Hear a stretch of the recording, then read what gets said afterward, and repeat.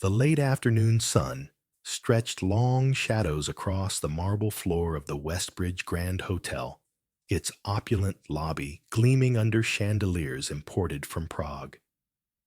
Bellhops moved swiftly. Travelers tapped impatiently on polished counters. Near the revolving glass doors, the hum of travel blended with the quiet tinkling of piano jazz, playing from invisible speakers. But all that ambient motion froze the moment a figure stepped through the entrance. He didn't run. He didn't even walk with haste. He merely advanced at a steady, measured pace, boots clicking crisply on the floor, shoulders squared, eyes straight ahead. Warrant Officer Graham Alcott of the Royal Guard had entered the building. Dressed in full ceremonial uniform, scarlet tunic pressed flat as sheet metal, navy trousers perfectly creased, silver buttons gleaming, and his signature bearskin cap in one hand, he cut a figure that seemed better suited to a historical painting than a hotel lobby. There was no luggage, no phone in hand, no companion at his side, just one man, and centuries of quiet authority stitched into the fabric of his uniform. He walked straight to the front desk and stood perfectly still. The young front desk agent, perhaps 25 at most, glanced up from her computer and did a double take. Uh, Good afternoon, sir, she began, hesitating. Welcome to the Westbridge Grand. May I help you with your check-in? Alcott's voice was calm and exact. I am Warrant Officer Alcott, Royal Guard. I am here under Her Majesty's orders. A room was to be arranged. The young woman blinked, fingers freezing over her keyboard. Right. Let me check the system. She typed rapidly. Her screen blinked blue and white. No reservation under Alcott, she said after a moment, sounding confused. Did someone else perhaps book it for you? A company or... The palace? Alcott replied evenly. Oh, she said, tone tightening slightly. Well, I'm not seeing anything. Let me check with my manager. Within minutes, the assistant hotel manager arrived, Jason Hargreaves. His tailored suit was a size too slim for his build, and his cologne announced his presence a full 5 seconds before he spoke. I hear we've got a situation at the front, Jason said as he walked up, trying to add a hint of charm to his confusion. Alcott repeated his introduction, then stood in complete stillness as Jason scanned him from head to toe. Right, Jason said, nodding slowly, lips pursed in mild amusement. That's quite the uniform. This is no costume. Of course not. Of course. Jason leaned over the desk, peering at the computer screen the front desk agent had shown. But I'm afraid there's no booking under your name. Nothing under Palace either. Alcott didn't react. Jason gave an awkward smile. Sir, with all respect, you need a reservation to stay here. It doesn't matter if you're royalty, military, or dressed like a musketeer. Without a confirmation, I can't give you a room. There was a pause. Then Alcott quietly said, You are certain your records are complete? Jason scoffed lightly. Yes, this is a 5-star system. Still, Alcott did not argue. He merely nodded once and stepped back from the counter. But he didn't leave.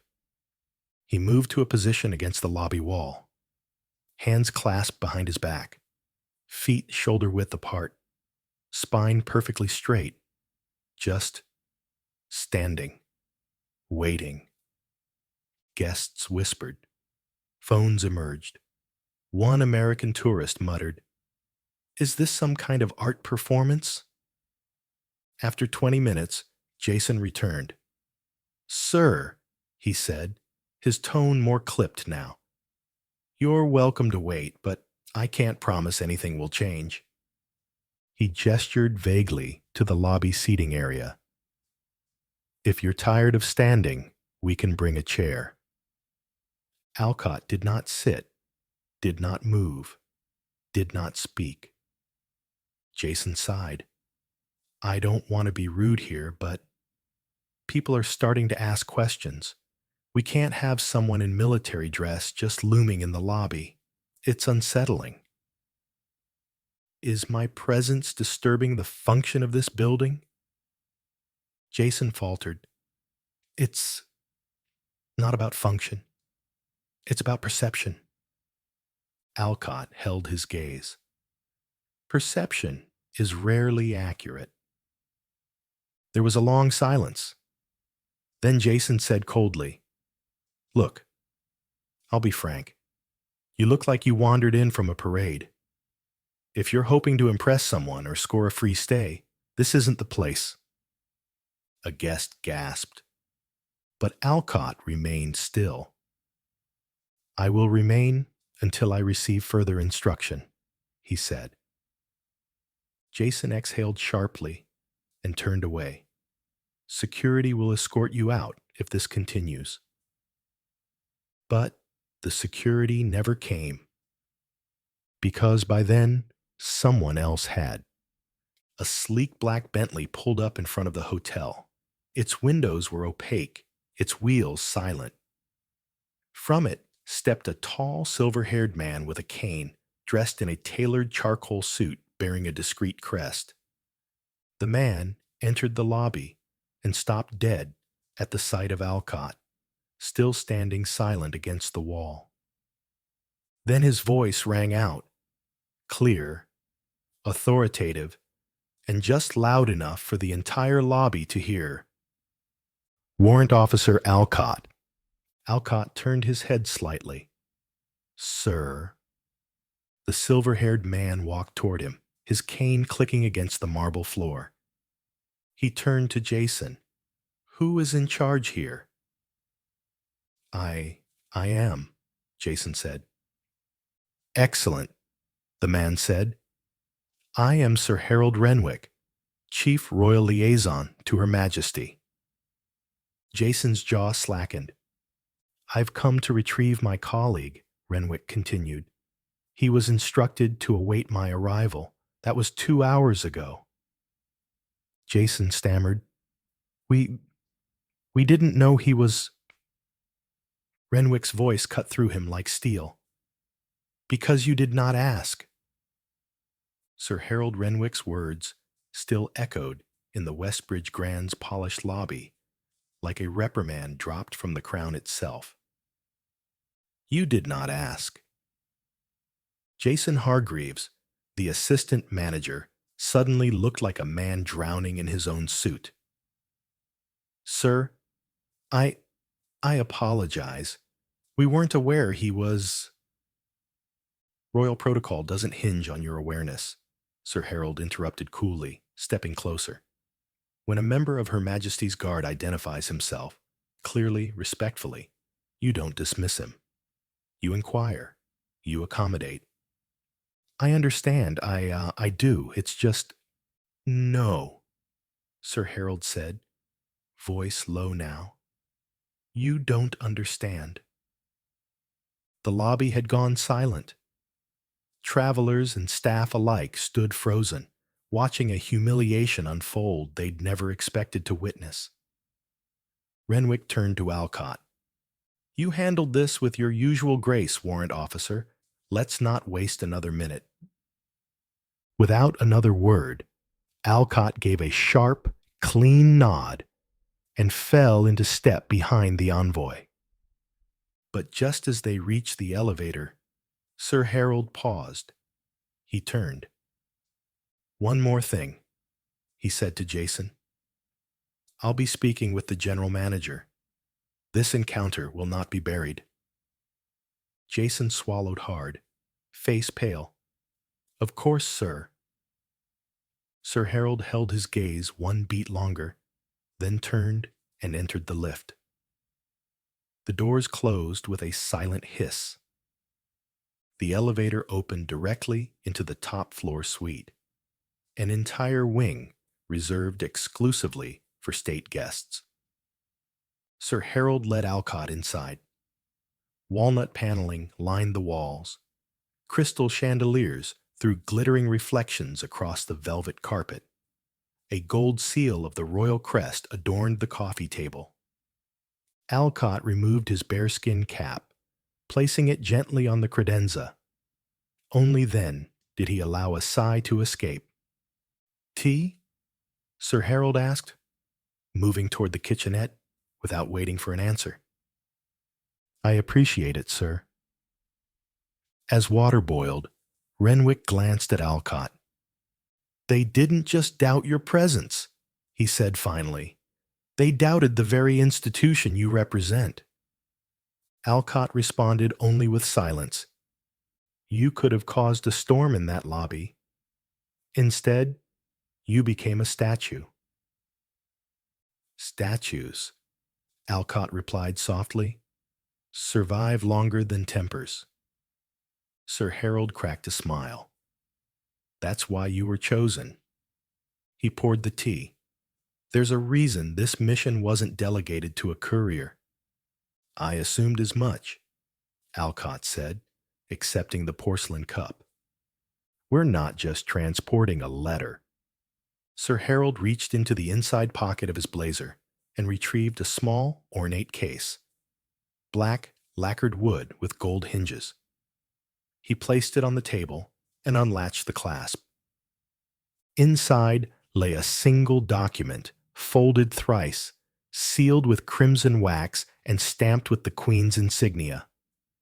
Alcott studied it without touching. "She wrote it herself?"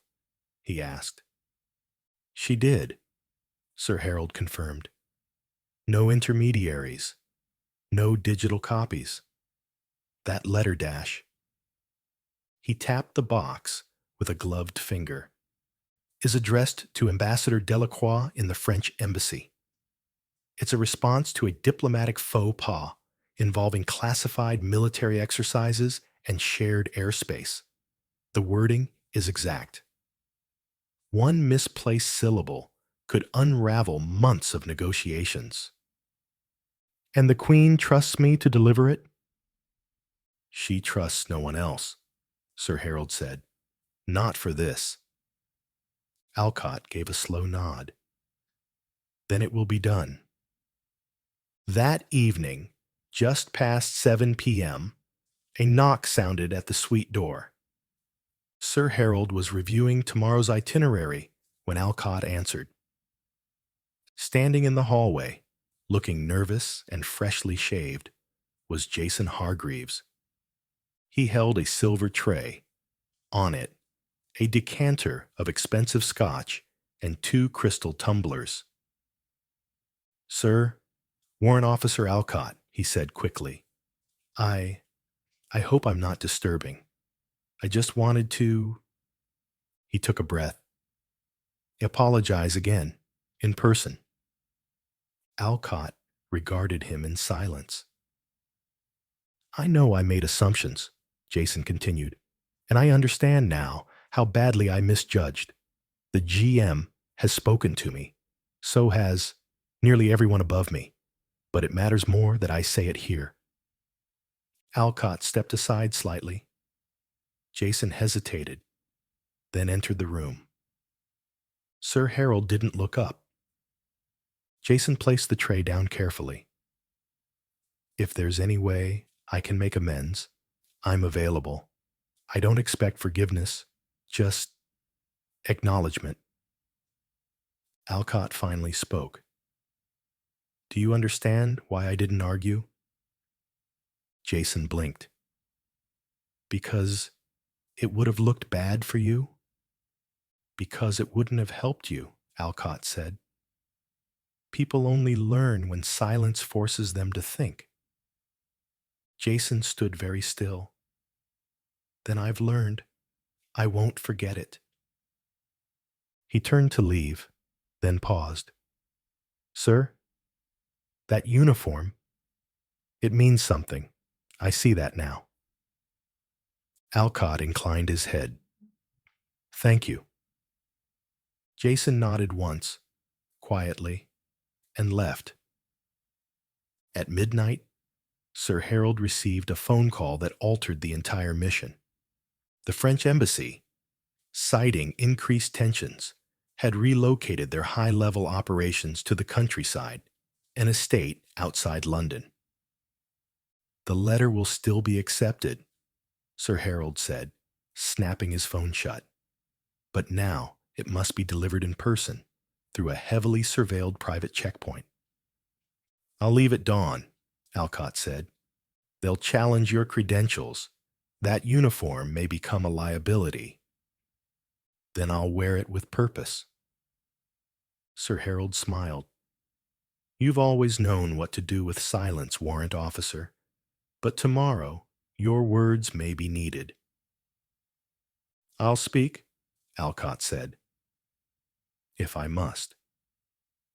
And he would. The dawn sky above London was steel gray, the kind that blurred the line between night and morning. Rain fell in fine mist, clinging to the city like breath on glass. Warrant Officer Alcott stood once more in full ceremonial dress. His tunic had been brushed. His boots gleamed. In his hand, the lacquered black case, the Queen's letter, still untouched. Sir Harold stood beside the town car, watching silently. No escort, he said. Too many eyes. You'll be safer alone. I prefer it that way, Alcott replied. You remember the code phrases? I do. And if they push harder? I speak. Sir Harold offered a rare nod of respect. You've worn that silence like armor, Alcott, but today you may need a blade. I'll use it carefully. And with that, Alcott stepped into the car. The door closed, and the city began to roll past. Cobbled roads, wrought iron fences, tourists with umbrellas. None of them knew that a letter capable of altering international diplomacy was passing by, guarded not by soldiers with guns, but by a man who never raised his voice. The estate outside London, Château de l'Argent, was cloaked in fog and guarded by 2 iron gates flanked by stone lions. The guards at the front checkpoint were not British, nor were they welcoming. As Alcott approached on foot, the lead guard raised a hand. Identification. Alcott stopped precisely 2 paces from the gate. Warrant Officer Alcott, Queen's Guard. I carry a diplomatic parcel authorized under the Windsor Accord. The guard narrowed his eyes at the uniform. Ceremonial dress? Authorized for this delivery. Wait here. Alcott did not move as the guard retreated behind a tinted booth. A second guard, taller, younger, circled Alcott slowly, eyes scanning his epaulets, boots, even the seal on the briefcase. You look like a souvenir, the man said in accented English. Alcott said nothing. When the first guard returned, his tone had changed. You are not listed. I wasn't meant to be, Alcott replied. The guard stiffened. That is not protocol. I follow a higher one. Silence. Then a tense beat later, the gate creaked open. Inside the estate, the air was heavy with wood smoke and tension. Alcott was ushered to a private salon. Velvet chairs, crystal carafes, a clock that ticked like a countdown. Ambassador Delacroix entered. He was tall, impeccably dressed, and unmistakably unimpressed. You're not the envoy I was expecting, he said, eyes narrowing. I'm not an envoy, Alcott replied calmly. Then why are you here? Alcott placed the lacquered case on the table. "I carry a message from Her Majesty, handwritten, sealed. You were informed of its importance." Delacroix didn't move. "Forgive me, but I was under the impression such documents were delivered through diplomatic couriers or liaisons, not—" He gestured toward the uniform. "Parade pieces." Alcott's eyes met his evenly. "This uniform is not for show." "No?" Delacroix said. "Then why was it nearly turned away from a hotel 2 nights ago?" The question was a test, and Alcott didn't blink. "Because some men only recognize power when it shouts," he said, "not when it stands." The room went still. Delacroix stepped forward, and for the first time, he looked not at the uniform, but the man. He opened the case. The letter was unfolded with reverence, the wax seal broken carefully. Delacroix read in silence, his brow furrowed, then lifted. His lips moved slightly, as if savoring the cadence. When he finished, he closed his eyes. "It's perfect," he said softly. "It's honest," Alcott replied.